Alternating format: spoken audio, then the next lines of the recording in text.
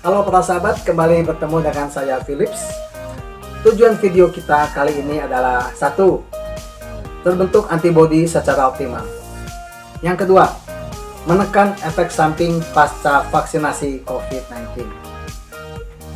Agar antibodi terbentuk secara optimal, maka kita harus memiliki tubuh yang fit dengan gaya hidup sehat, cukup makanan bergizi, cukup beristirahat, cukup berolahraga, menghindari minuman beralkohol dan merokok, menghindari stres, dan saya tambahkan satu lagi, yaitu kita harus mengontrol penyakit-penyakit yang sudah ada pada kita ya, terutama yang cukup berumur.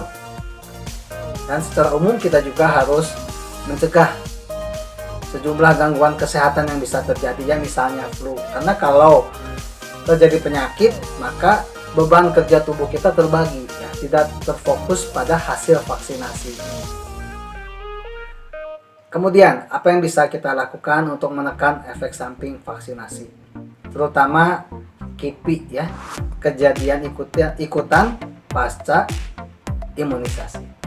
Yang pertama tadi sudah dibahas oleh saya, yaitu kita harus memiliki tubuh yang fit dan mengontrol atau mencegah gangguan kesehatan. Bisa juga dengan diet ya, sesuai dengan gangguan kesehatan.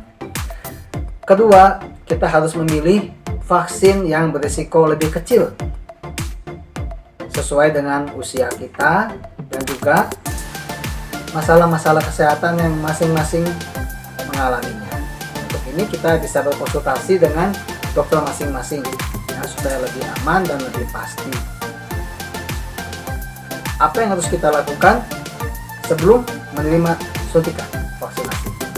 Ya, selama mungkin, tapi paling tidak seminggu sebelumnya tubuh kita harus fit, yang tadi saya ucapkan ya, dengan gaya hidup sehat.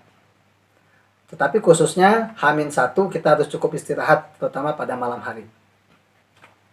Pada hari H-nya kita menerima suntikan, dan mungkin ada juga yang tidak mengalami, ada juga yang mengalami gejala-gejala seperti demam ya. Kalau tidak mengganggu sih tidak apa-apa, tapi kalau sampai mengganggu, kita minum obat yang bisa menekan gejala ya. Kalau demam misalnya dengan minum paracetamol ya, sesuai dosis yang dianjurkan.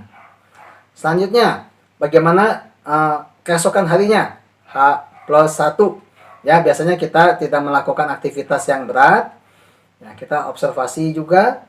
Kalau yang biasa berolahraga itu mungkin bisa dimulai H+2 ya, tapi jangan langsung dosis yang biasa dipakai, kita kurangi mungkin hanya 75% saja, lalu kita tingkatkan selama beberapa hari sampai dosisnya kembali normal. Dan jangan lupa setelah kita menerima vaksinasi, imbangi dengan makanan yang tinggi protein, paling tidak 1 butir telur sehari. Wah, bagaimana dengan kolesterolnya? Ya, itu bisa kita tidak makan kuning telurnya, kita konsumsi hanya putih telurnya saja ya. Bisa dengan segala macam bentuk ya, mungkin direbus, digoreng, silakan.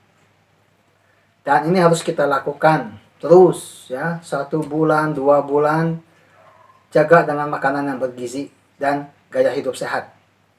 Dan tentu saja jangan dilupakan, tetap disiplin melakukan protokol kesehatan yang 5M itu. Keep safe, keep healthy. Sampai bertemu di video saya selanjutnya.